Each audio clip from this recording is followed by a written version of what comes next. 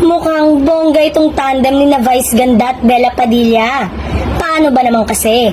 Usap-usapan nga ang combo ng dalawa at binansagan pa ang perfect tandem ng mga netizen. Nag-guest judge nga si Bella sa It's Showtime kung saan sinamahan niya ang mga regular host sa iba't ibang segment ng nasabing noontime show. Hinangaan nga ng madlang people ang openness umano ni na Bella at Vice na pag-usapan ng mga bagay na may social relevance tulad ng kahalagahan ng edukasyon.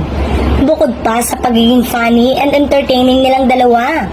Say pa nga ng isang netizen, grabe yung Vice-Bella combo. Grabe, makanood ng perfect combo ng hosting, wisdom, and humor.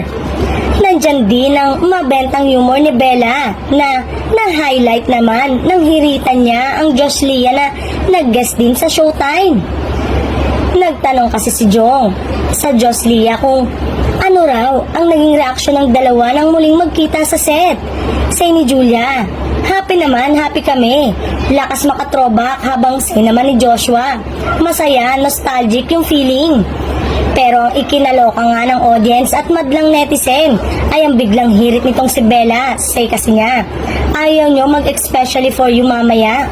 Ang panawagan nga ng netizen ay gawin na umanong regular si Bella dahil bet na bet nga nila ang humor nito. Talagang nagbabago ang taste ng madla. Talagang hindi enough na bara ka ng bara. Dahil binavalue na rin ang substance.